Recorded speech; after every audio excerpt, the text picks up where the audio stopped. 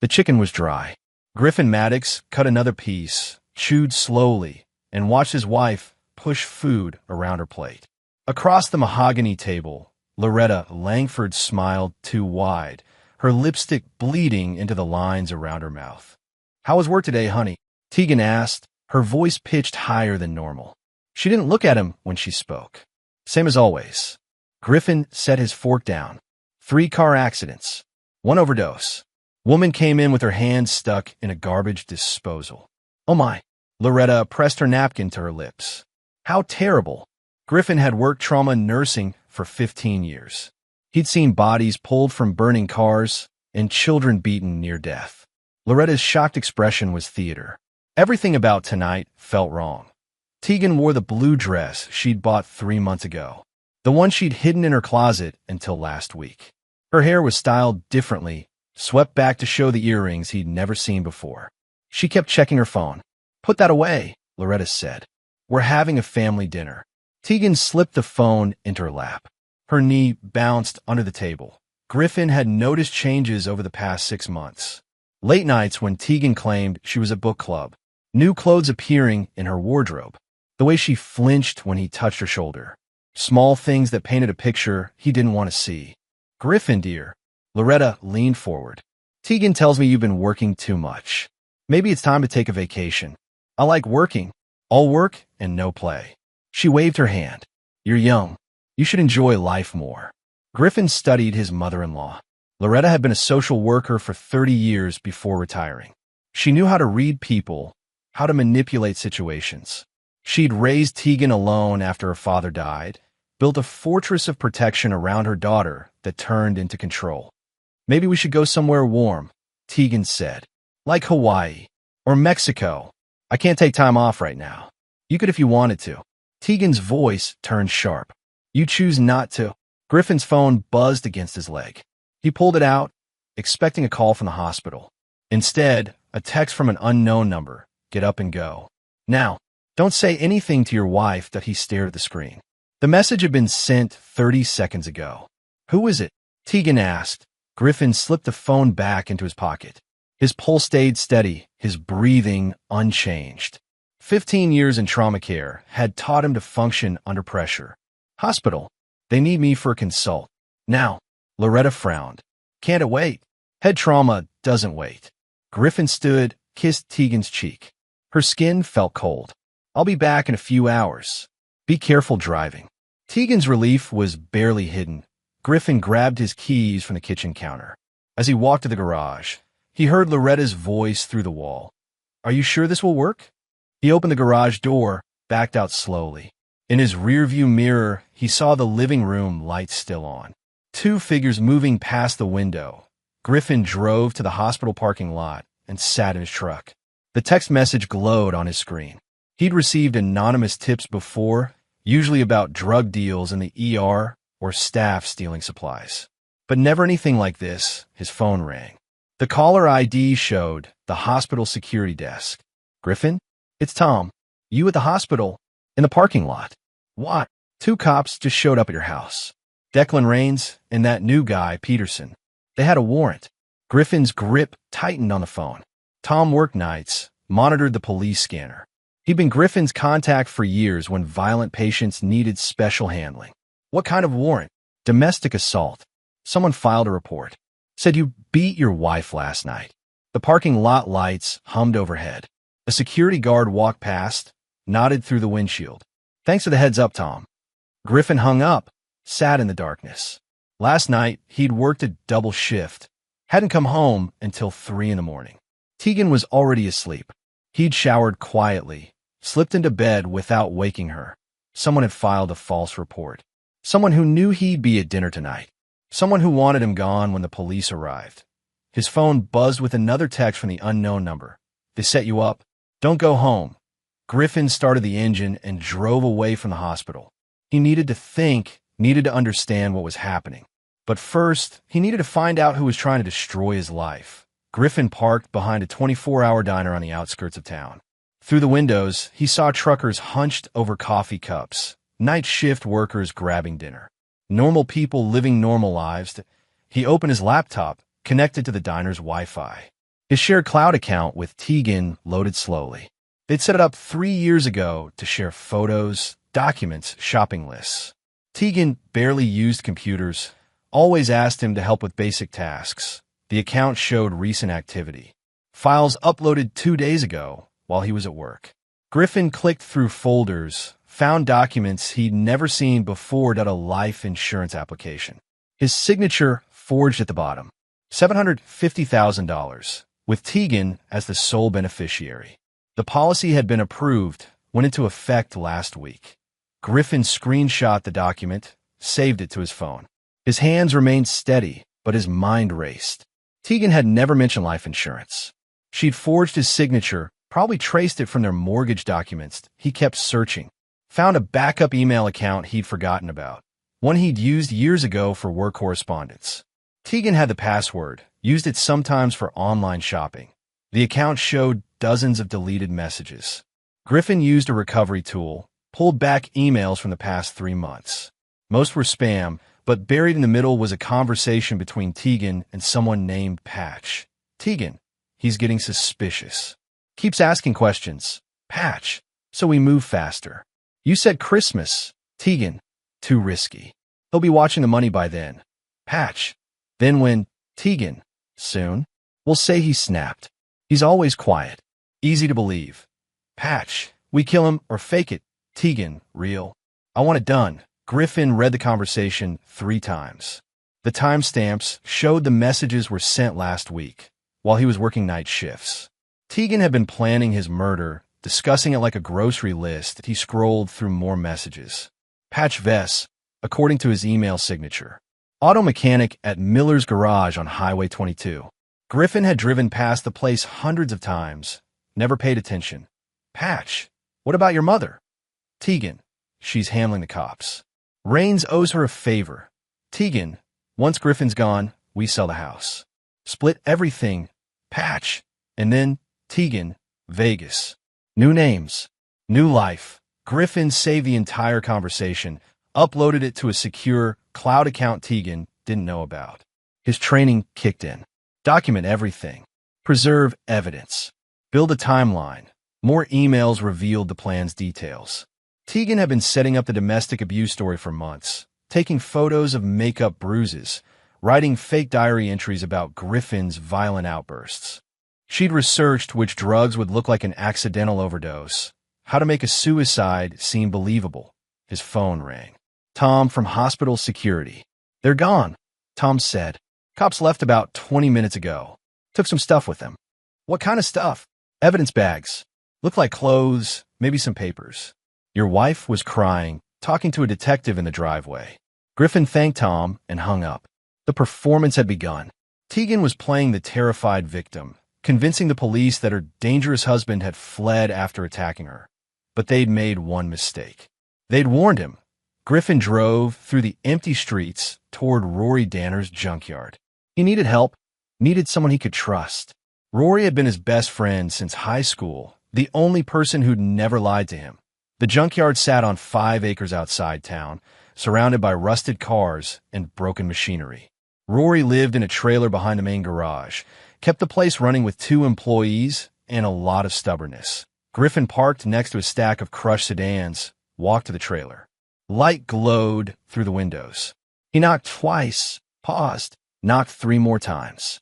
Their old signal from teenage years. The door opened. Rory Danner stood in boxer shorts and a tank top, a beer in one hand and a pistol in the other. His gray hair stuck up in all directions. Griffin, what the hell are you doing here? I need help. Rory studied his face, then stepped aside. Come in. The trailer smelled like motor oil and cigarettes. Military medals hung on one wall, photos of Rory's demolished unit in Afghanistan on another. He'd never married, never had kids. Said he'd seen too much overseas to trust the world with innocence. Beer? Rory asked. No, thanks. Griffin sat on the couch, told Rory everything. The dinner, the text warning, the forged life insurance, the email conversations between Tegan and Patch. Rory listened without interrupting, his expression getting darker with each detail. So your wife wants you dead, Rory said when Griffin finished. And the cops think you beat her. That's right. And you got proof of all this. Griffin showed him the screenshots on his phone. Rory read through them, whistled low. This Patch character. I know him. Miller's Garage, right? Piece of trash. Got arrested for dealing meth few years back. Beat the charges on a technicality. What do you think I should do? Rory set his beer down, leaned forward. Normal person would call the state police, turn over the evidence, let the law handle it. But you got Declan Rains involved. That boy's been dirty since he got the badge. Your mother-in-law's got something on him. He'll do whatever she says. Griffin nodded. He'd suspected Officer Rains was compromised, but now he had confirmation. So what's the alternative? Rory smiled, the expression cold as winter. We disappear you proper. Let them think their plan worked. Then we build a case so tight, it'll bury all three of them. That could take weeks or months. You got somewhere to be. Griffin looked around the trailer, at the photos of dead soldiers and broken dreams. Rory had lost everything in the war, built a new life from scrap metal and stubbornness. Maybe it was time for Griffin to do the same. What do you need from me? First, we make you invisible. Cash only, no credit cards, no phones they can trace. Second, we gather evidence. Real evidence that'll hold up in court. And third, Rory's smile widened. Third, we make them pay for every lie they've told. Griffin spent his first night of being missing on Rory's couch, staring at the water-stained ceiling and planning. By dawn, he'd outlined a strategy that would take patience, precision, and a willingness to destroy 3 lives completely. Rory made coffee in a pot that looked older than Griffin. They sat on the trailer's back steps, watching the sun rise over mountains of wrecked cars. First thing, Rory said, you need new identification. I got a guy who owes me favors. Nothing illegal. Course not. Just a different name on some paperwork, in case you need to rent a room or buy supplies. Griffin had never broken the law beyond speeding tickets. The idea of fake documents felt wrong, but everything about his situation was wrong now. What about evidence gathering? That's where it gets interesting. Rory pulled out a notebook, pages filled with his military-precise handwriting. Tegan and this Patch character, they're not smart enough to cover all their tracks. We find the holes, we widen them. They spent the morning mapping out connections. Tegan's email accounts, social media profiles, banking information. Patch's criminal history, employment records, known associates. Loretta's financial dealings, her connections to local law enforcement. Your mother-in-law, Rory said. She's the brains of this operation. Tegan's too emotional. Patch is too stupid. But Loretta, she's been planning this for a while. Griffin agreed. Loretta had always resented him, saw him as beneath her daughter's social status. She'd pushed for the expensive house, the new cars, the lifestyle that stretched their budget. Maybe she'd seen the insurance money as a solution to financial problems. I need to get back into my cloud accounts, Griffin said. See what else they've uploaded. Use the computer at Miller's Garage. Patch works there, right? Little irony never hurt nobody. That afternoon, Griffin drove to Miller's Garage in a borrowed truck, hat pulled low over his face. The place looked like every small-town auto shop, grease-stained concrete, tool racks, half-dismantled engines scattered around the work bays. A heavy-set man in coveralls looked up from under a Camaro's hood. Help you. Looking for Patch vests. He ain't here. Took off this morning. Said he had personal business. Griffin nodded, walked around the garage like he was looking for someone. In the office, he saw a computer sitting on a cluttered desk. The screen showed a web browser, still logged into someone's Facebook account. Perfect. You know when he'll be back? Griffin asked the mechanic. Hell, I don't know. Patch does what he wants.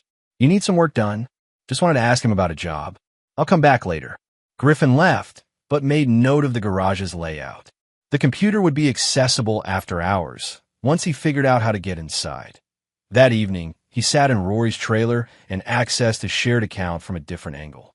He'd remembered an old laptop, password protected, that Tegan sometimes used for online shopping. The laptop synced with their shared cloud storage. Griffin found purchase records going back 6 months. Tegan had been spending money he didn't know they had. New clothes, jewelry, hotel rooms in towns 50 miles away. Always on days when she claimed to be visiting friends or attending book club, But the most damaging evidence was in her recent search history. How to fake domestic violence. Signs of emotional abuse in relationships. Insurance payout timeline after accidental death. She'd researched her plan like a college paper, left a digital trail of malicious intent. Griffin compiled the evidence into organized folders. Bank records showing unusual spending patterns. Email conversations revealing the murder plot. Insurance documents with forged signatures. Search histories proving premeditation. By midnight, he had enough evidence to destroy Tegan and Patch. But Loretta was more careful. Her involvement implied rather than explicitly stated. Griffin needed more. His phone buzzed with a text from an unknown number. Police search your house again today. Found drugs in your bedroom. Griffin deleted the message. Turned off the phone.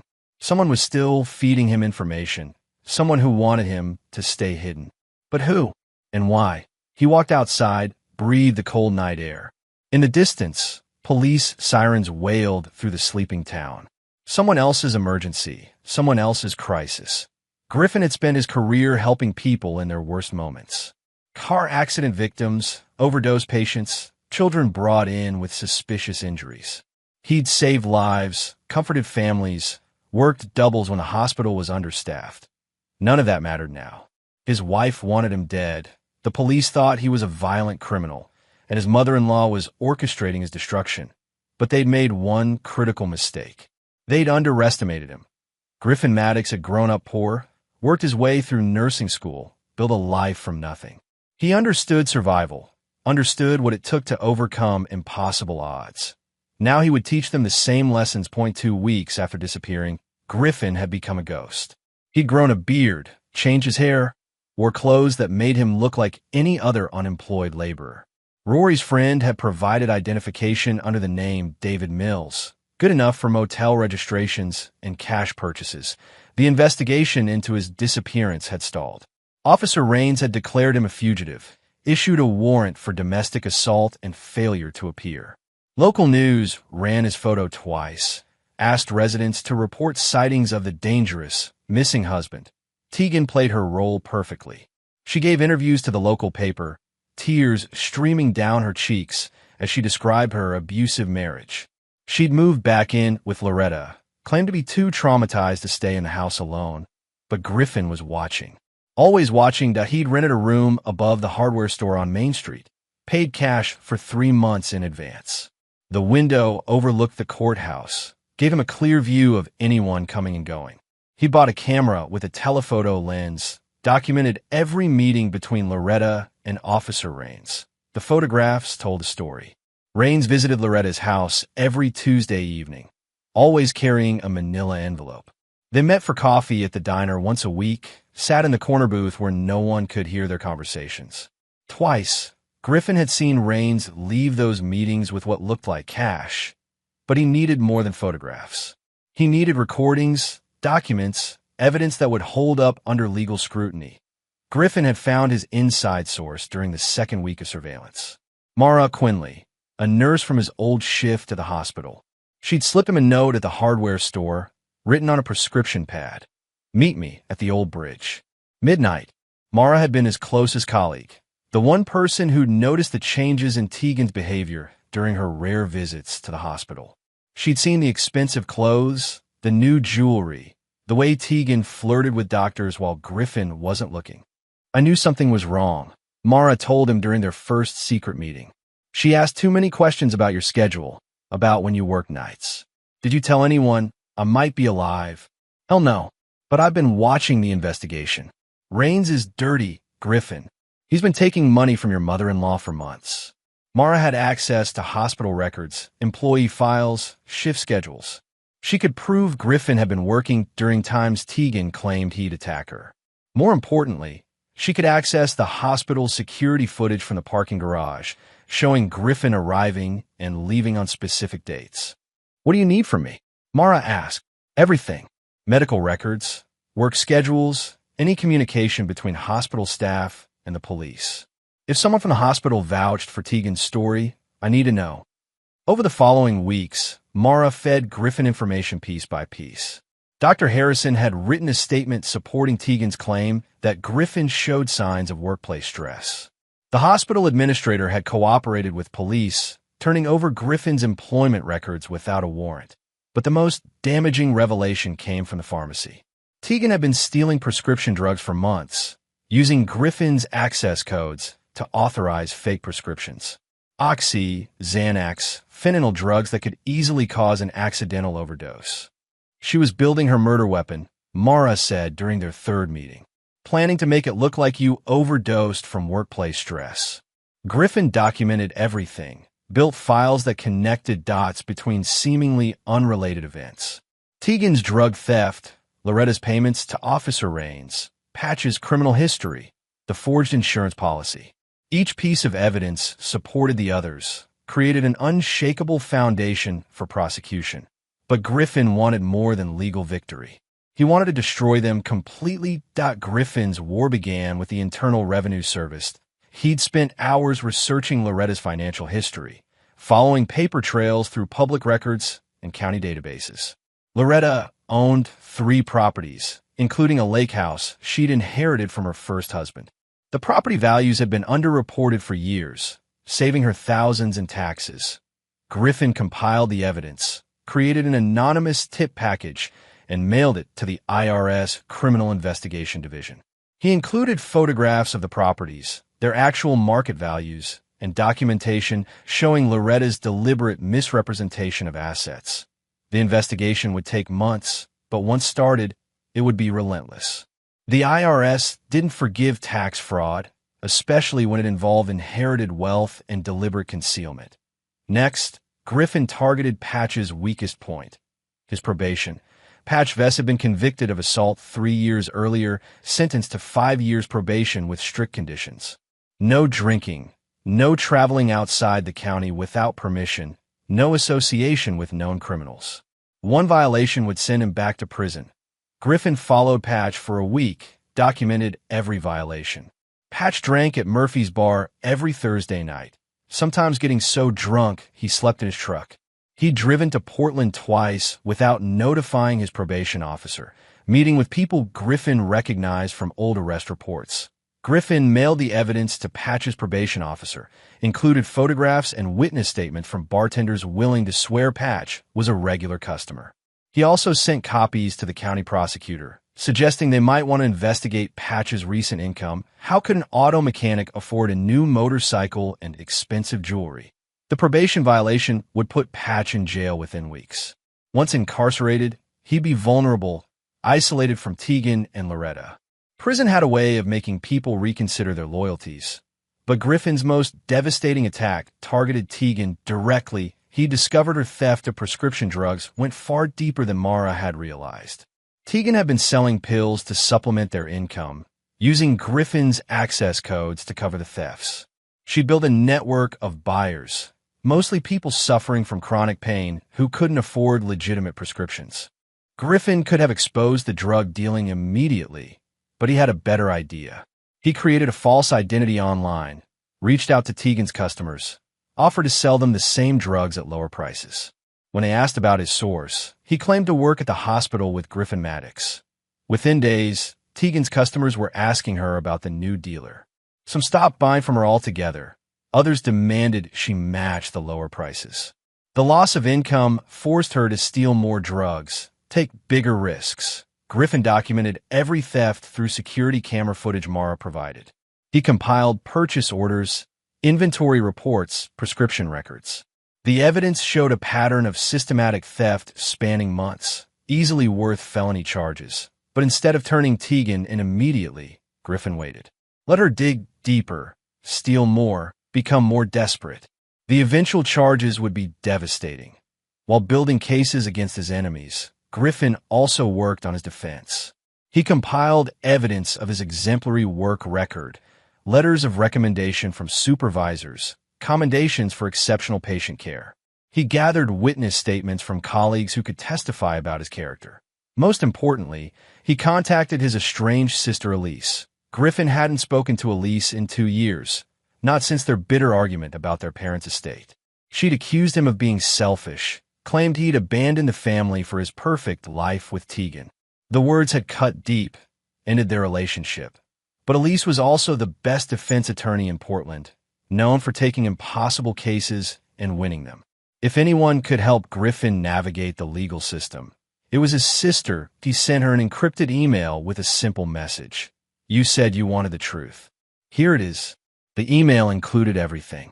The forged insurance policy, the murder plot emails, evidence of Tegan's drug theft, Loretta's tax fraud, Patch's probation violations, Officer Rain's corruption. Hundreds of documents, photographs, recordings, witness statements. Griffin didn't ask for help directly. He simply provided the evidence and waited. Elise's response came 3 days later. "I'm in. When do we move?" By the fourth week of Griffin's disappearance, cracks appeared in the conspiracy. Patch was arrested for probation violation on a Tuesday morning. Griffin watched from across the street as 2 officers led Patch out of Miller's garage in handcuffs. His face was pale, sweat-stained, the look of a man who knew his world was collapsing. The arrest made the local news. Missing man's wife's friend arrested on probation violation. The reporter mentioned Patch's connection to the Maddox case, suggested police were investigating all angles. Griffin knew Patch wouldn't last long in jail. He was a coward, the weak link in their chain. Without Tegan's constant reassurance and Loretta's strategic guidance, he'd panic. Griffin's prediction proved correct within 48 hours. Mara provided him with a transcript of Patch's interview with detectives. Facing a return to prison, Patch had started talking. He admitted to having an affair with Tegan, confirmed they discussed Griffin's death, claimed the whole thing was Tegan's idea. But Patch held back the most damaging details. He mentioned discussions about Griffin's death, but characterized them as fantasy, not real planning. He admitted to the affair, but denied any involvement in framing Griffin for domestic abuse. Griffin had expected this partial confession. Patch was testing the waters, seeing if cooperation would earn him leniency. But he was still protecting Tegan, still hoping their relationship might survive. Time to remove that hope. Griffin accessed Tegan's social media accounts using passwords he'd memorized years ago. She'd been posting regularly since his disappearance, sharing updates about the investigation, thanking friends for their support. But her private messages told a different story, that she'd been in contact with another man, someone named Tyler from Portland. Their conversations were flirtatious, sexual, full of promises about meeting soon. The messages dated back months, overlapping with her affair with Patch. Griffin screenshot the conversations, printed them, mailed copies anonymously to Patch's jail cell. He included a note. "She was planning to leave you too." The effect was immediate.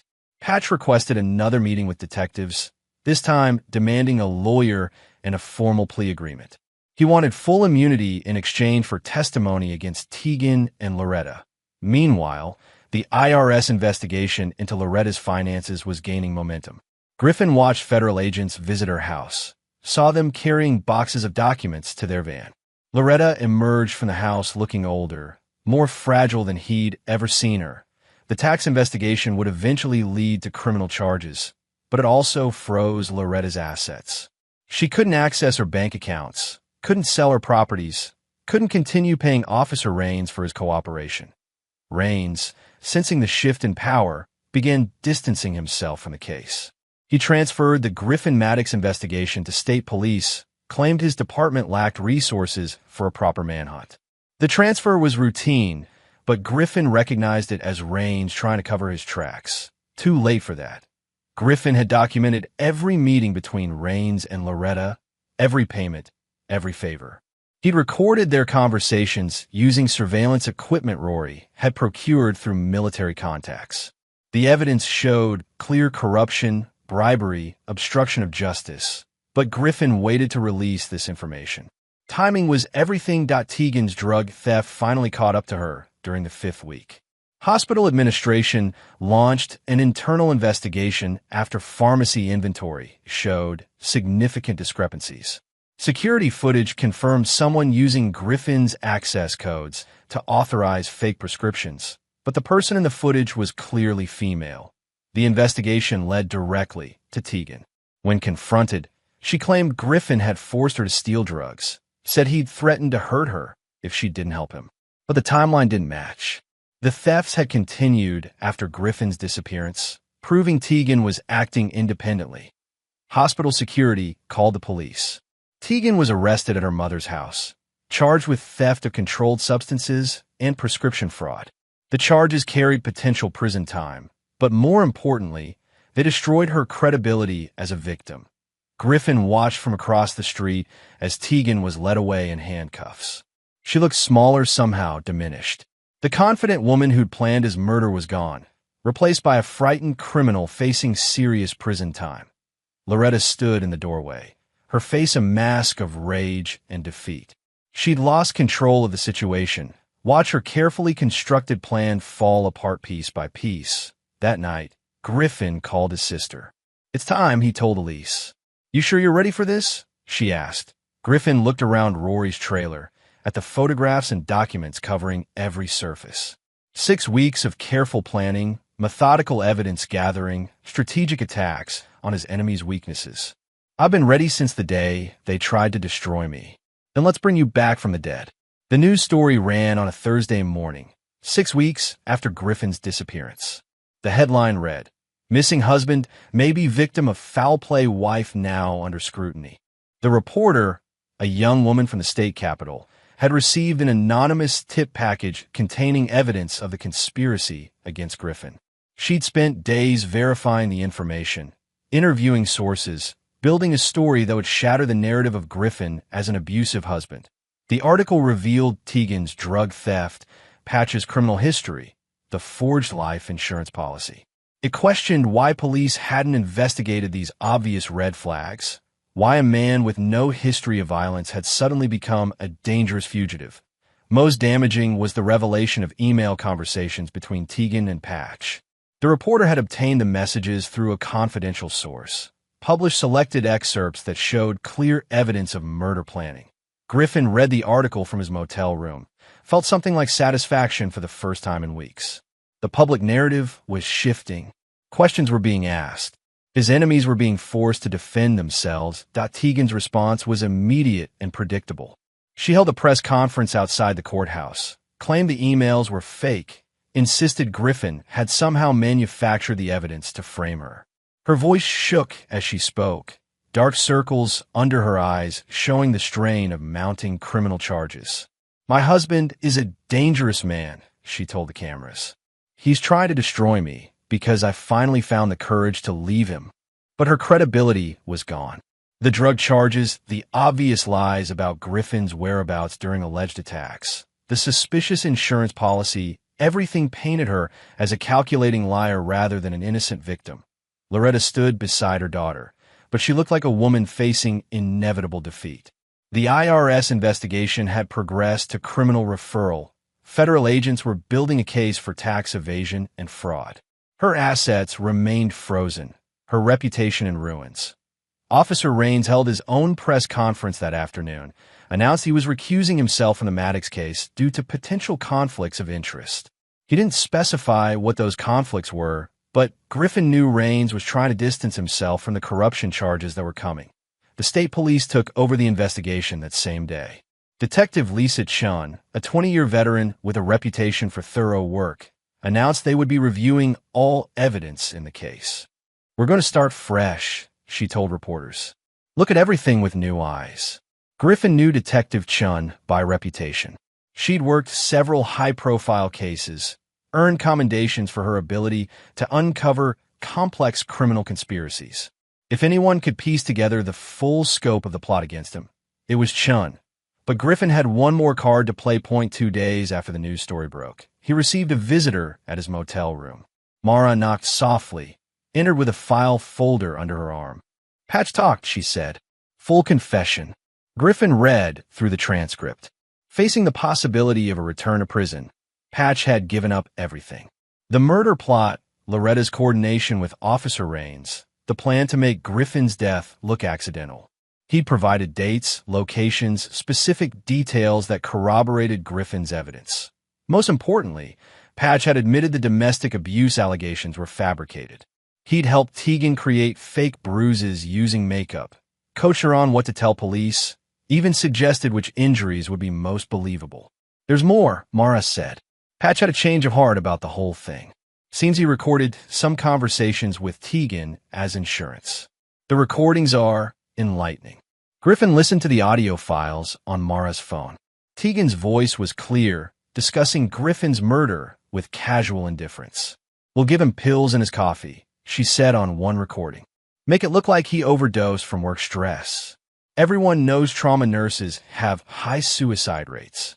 Another recording captured her discussing the insurance money. $750,000 is enough to disappear. "Maybe Mexico or somewhere warm.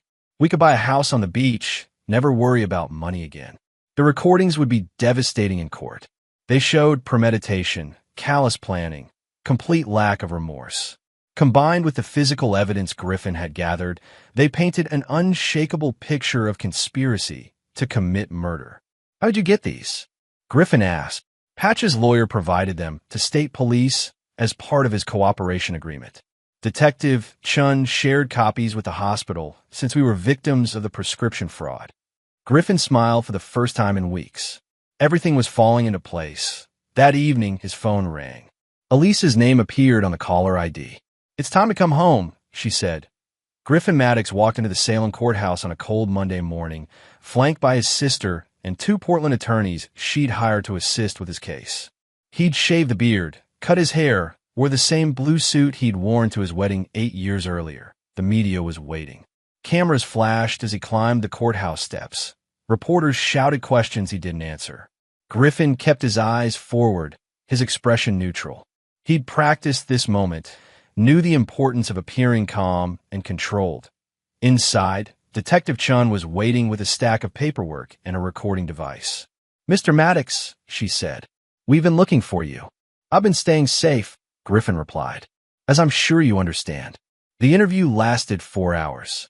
Griffin provided his complete statement, turned over all evidence he'd gathered, answered every question with precision and detail. He acknowledged staying hidden after learning about the murder plot, explained his methods for gathering evidence, justified every action he'd taken. Detective Chun was thorough but fair.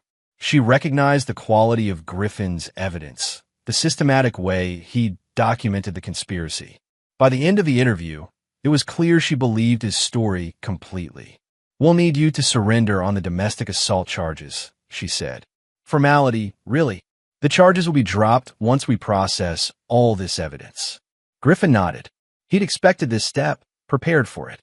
Elise had arranged for bail, assured him the arrest would be brief. The booking process took 2 hours. Griffin was fingerprinted, photographed, processed like any other criminal defendant. But he knew this was temporary theater, a legal requirement that would soon be forgotten. Elise posted bail immediately. They walked out of the courthouse together, facing another crowd of reporters. This time, Griffin stopped to make a statement. "6 weeks ago, I learned my wife and her accomplices were planning to murder me," he said, his voice carrying clearly across the courthouse plaza. "I stayed hidden to protect myself and to gather evidence of their crimes. Today, I've turned that evidence over to state police. I have complete faith in the legal system to deliver justice." He took no questions, walked to Elise's car with the same measured pace he'd maintained all day. "How do you feel?" Elise asked as they drove away from the courthouse. Griffin considered the question. He felt many things: relief, satisfaction, anticipation of vindication. But underneath it all was the cold certainty that his old life was over. The man who'd loved Tegan, who'd trusted her, who'd built a quiet life in small-town Oregon, that man was gone. "Empty," he said finally. That evening, the arrest began. Tegan was taken into custody at Loretta's house, charged with conspiracy to commit murder, insurance fraud, and prescription drug theft. She didn't resist, didn't cry, just walked to the police car with the same resignation Griffin had seen in terminal patients. Loretta was arrested an hour later, charged with conspiracy and bribery of a public official. Her booking photo would run in newspapers across the state. The former social worker turned criminal conspirator. Officer Rain surrendered to federal marshals the next morning, facing charges of corruption, bribery, and obstruction of justice. His 20-year career in law enforcement was over, his pension forfeited, Patch, already in custody, was formally charged with conspiracy to commit murder in violation of probation.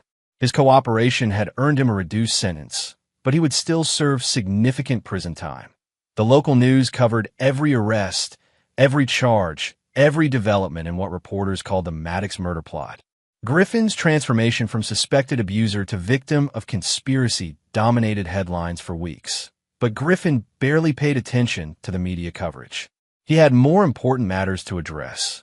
The trial began 6 months later, on a crisp October morning that reminded Griffin of the night he'd first received the warning text. He sat in the front row of the courtroom gallery, watching as his would-be murderers faced justice. Tegan had aged years in the months since her arrest. Her hair had grown out, showing gray roots she'd always hidden with expensive coloring. She wore an orange jumpsuit, her hands shackled at the waist. When she saw Griffin, her face showed no emotion, not shame, not regret, just the flat acceptance of defeat. Loretta looked smaller, frielier. The tax evasion charges had been resolved with a plea agreement, but she still faced conspiracy charges related to Griffin's case. Her lawyer had tried to negotiate a deal, but the prosecutor wanted jail time for the mastermind of the plot. The trial lasted 3 weeks. Griffin testified for 2 full days, walking the jury through his discovery of the murder plot, his decision to disappear, his systematic gathering of evidence. He spoke clearly, factually, without emotional embellishment.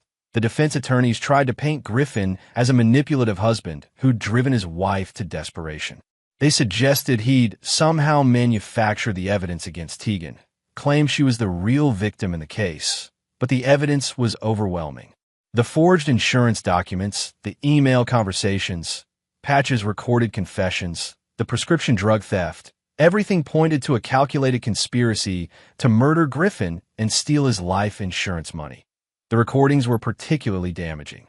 The jury listened in silence as Tegan's voice filled the courtroom, discussing Griffin's murder with casual indifference.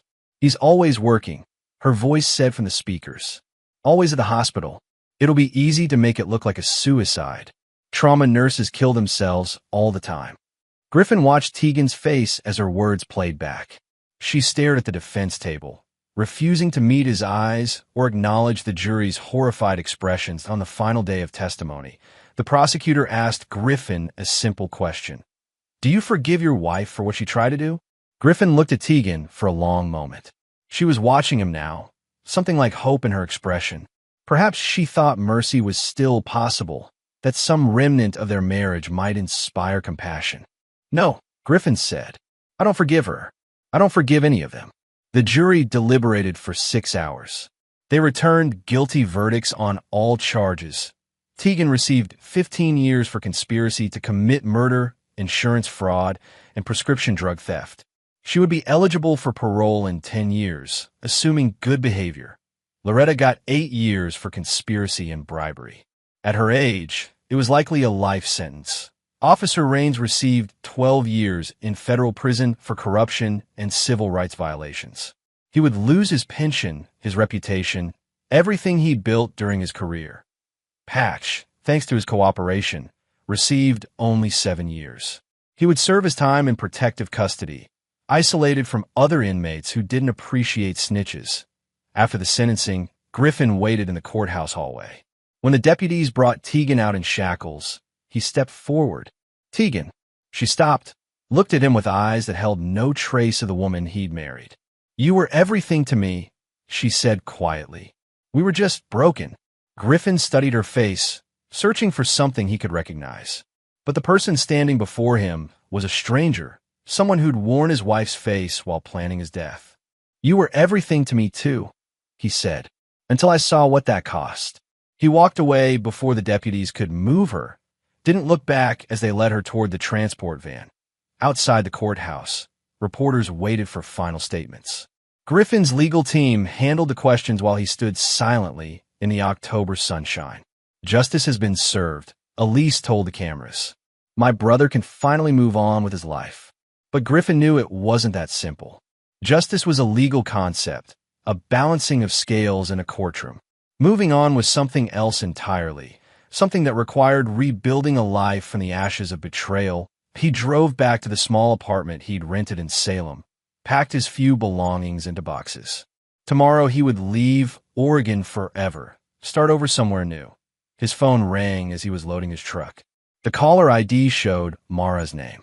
"How are you holding up?" she asked. "I'm alive." "That's more than they planned. Any idea where you're heading?" Griffin looked at the map spread across his kitchen table, at the dozens of possible destinations he'd marked in red ink. He could go anywhere, become anyone, build whatever life he chose. "Somewhere they'll never find me," he said. That evening, Griffin drove to Rory's junkyard for a final goodbye. His friend was working late, welding patches onto a rusted pickup truck. Sparks flew in the darkness, illuminating Rory's concentrated expression. "Heard about the sentencing," Rory said, lifting his welding mask. "How you feeling?" "Empty. That's normal. Takes time to fill that space with something new." They sat on the trailer steps, sharing a beer and watching stars appear over the mountains of wrecked cars. Griffin had spent 6 months in this place, planning his revenge and rebuilding his life. Now it was time to leave. "You did good, brother," Rory said. "Took them down clean, no loose ends. Thanks for the help. Hell, I enjoyed it. Been too long since I had a real mission." Griffin stood to leave, then turned back to his friend. "What would you have done? In my place?" Rory considered the question, took a long drink of beer. "Probably would have killed them all," he said finally. "Your way was better. Cleaner." Griffin drove away from the junkyard for the last time, heading toward an uncertain future. In his rearview mirror, he saw Rory standing in the doorway, silhouetted against the warm light of the trailer. Griffin never returned to nursing. He took a job at a small garage in Montana, working on engines with his hands instead of saving lives with his medical training. The work was simple, satisfying in its mechanical precision. He rented a cabin outside town, paid cash for everything, avoided relationships that went deeper than casual conversation. The townspeople knew him as Dave Mills, a quiet man who kept to himself and did good work. Mara visited once a month, driving up from Oregon with updates about their old colleagues and the changing world of trauma nursing. She never asked about his plans or tried to convince him to return to medicine. She understood that some wounds never healed completely. Tegan got denied parole again, she told him during a visit in late spring. Apparently, she got into a fight with another inmate, set her back another 2 years. Griffin nodded, felt nothing. Tegan's fate no longer interested him. She existed somewhere in a women's prison, serving time for crimes against a man who no longer existed. What about Loretta? Died last winter. Heart attack in her cell. This news stirred something in Griffin, not satisfaction, exactly, but a sense of completion. All his enemies were gone now, either dead or locked away. The conspiracy that had tried to destroy him was finished. His phone rarely rang these days, but when it did, he answered out of habit rather than hope. Most calls were wrong numbers or telemarketers. Sometimes Elise called with legal updates or family news, maintaining the fragile connection they'd rebuilt during his trial that on a cold November evening. Almost 3 years after the trial, Griffin sat in his cabin reading a book about engine restoration. The fire crackled in the stone fireplace, casting shifting shadows across the log walls. His phone buzzed with a text message. The number was unknown, but the message was familiar. "Are you safe?" Griffin stared at the screen, remembering another anonymous text that had saved his life years ago. He'd never learned who'd sent that original warning, never discovered which guardian angel had been watching over him. He typed back, "I'm alive." "That's enough." The response came immediately. "Good. Stay that way." Griffin deleted both messages, turned off the phone. Outside, snow had begun to fall, covering the mountain landscape in pristine white. He added another log to the fire, returned to his book. In the fireproof safe hidden behind his bookshelf, he kept a box of documents. Insurance papers, property deeds, account numbers, and detailed files on anyone who might threaten his new life. The contents represented lessons learned, preparation for threats that might never come. Griffin had loved once, trusted completely, believed in the possibility of shared happiness. Those beliefs had nearly killed him. Now he lived differently, carefully, alone, And in the silence of his mountain refuge, surrounded by the honest machinery he repaired with his skilled hands, Griffin Maddox had found something that felt almost like peace.